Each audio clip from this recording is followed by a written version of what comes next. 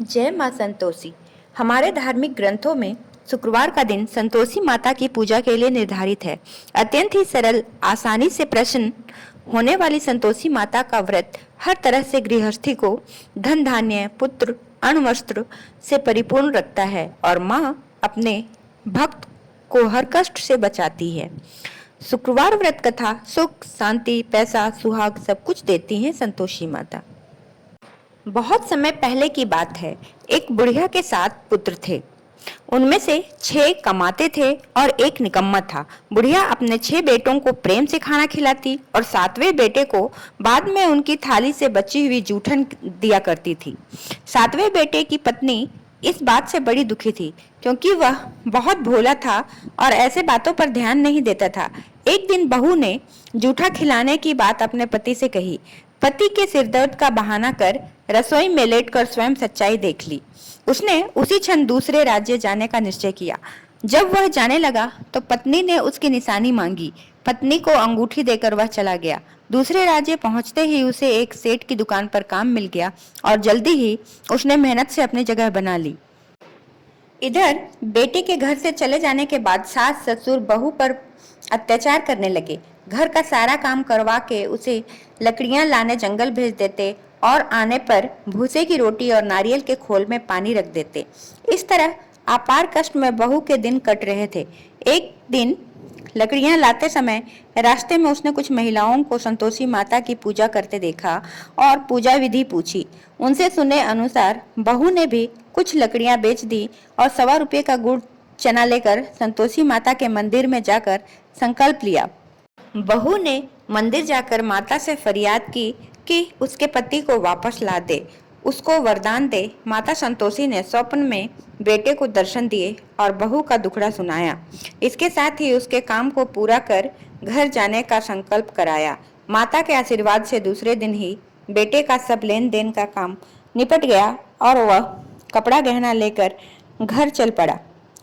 वहां बहू रोज लकड़ियां बीनकर माताजी के मंदिर में दर्शन कर अपने सुख दुख कहा करती थी।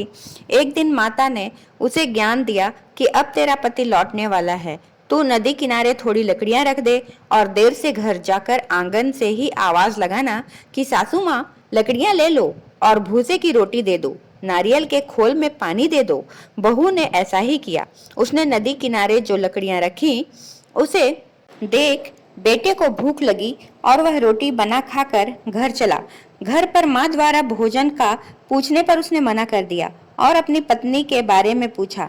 तभी बहू आकर बाहर से आवाज लगाकर भूसे की रोटी और नारियल के खोल में पानी मांगने लगी। बेटे के सामने सास झूठ बोलने लगी कि रोज 4 बार खाती है, आज तुझे देखकर नाटक कर रही है। यह सारा दृश्य देख बेटा अपनी पत्नी को लेकर दूसरे घर में ठाठ से रहने लगा। शुक्रवार आने पर पत्नी ने उद्यापन की इच्छा जताई और पति की आज्ञा पाकर अपने जेठ के लड़कों को निमंत्रण दे आई। जेठानी को पता था कि शुक्रवार के व्रत में खट्टा खाने की मनाही है। उसने अपने बच्चों को सिखाकर भेजा कि खटाई जरूर मंगाना। बच्चों ने भरपेट खीर खाई और फिर खटाई की रट लगाकर बैठ गए। न देने पर चाची से रुपये मांगे और इमली खरीद कर खा ली। इससे संतोषी माता नाराज हो गई और बहू के पति को राजा के सैनिक पकड़कर ले गए। बहू ने मंदिर जाकर माफी मांगी और वापस उद्यापन का संकल्प लिया। इसके साथ ही उसका पति राजा के यहाँ से छूटकर घर आ गया। अगले शुक्रवार को बहू ने ब्राह्मण के बच्चों को भोज करने बुलाया और दक्षिणा में पैसे न देकर एक एक फल दिया। इससे संतोषी माता प्रसन्न हुई और जल्दी ही बहू को एक सुंदर से पुत्र की प्राप्ति हुई। बहू को देखकर पूरे परिवार ने संतोषी माता का विधिवत पूजन शुरू कर दिया और अनंत सुख प्राप्त किया। इस व्रत में प्रातः काल स्नान आदि से निवृत्त होकर संतोषी माता को स्मरण कर दंडवत प्रणाम करें।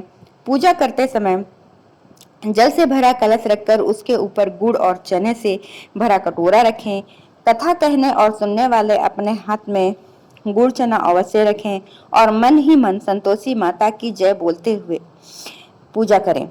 पूजा के लिए गुड़ चना लेते समय सवाई का ध्यान रखें, यानी अपने सामर्थ्य के अनुसार चना गुड़ 1.25 रुपया, 5.25 रुपया या 11.25 रुपये के बढ़ते क्रम के अनुरूप ही लें। कथा समाप्त होने पर हाथ का गुड़ चना गाय माता को खिला दें और कलश पर रखा चना गुड़ प्रसाद के रूप में बांट दें और स्वयं भी प्रसाद लें। इसी विधि से तब तक व्रत करते रहें जब तक आपकी मनोकामना पूरी ना हो जाए। मनोकामना पूरी होने पर उद्यापन अवश्य करें। उद्यापन के लिए 2.5 सेर खाजा, मोयनदार पूड़ी, खीर, चने की सब्जी और नैवेद्य रखें। घी का दीपक जलाकर संतोषी माता की कथा का जयकारा लगाकर नारियल फोड़ें। इस दिन घर में कोई खटाई ना खाए, ना ही किसी को कुछ ही खट्टा दे। इस दिन 8 लड़कों को भोजन कराएं। लड़के अपने कुटुंब के हों तो अच्छा, ना हो तो ब्राह्मण बालकों, रिश्तेदारों, पड़ोसियों के लड़कों को बुलाएं। भोजन करा के यथाशक्ति दक्षिणा दें, जिसमें पैसे के स्थान पर कोई फल देना अधिक अच्छा होता है। इस तरह विधि पूर्वक पूजा उद्यापन से घर में संतोषी माता की कृपा सदैव बनी रहती है। बोलो संतोषी माता की जय।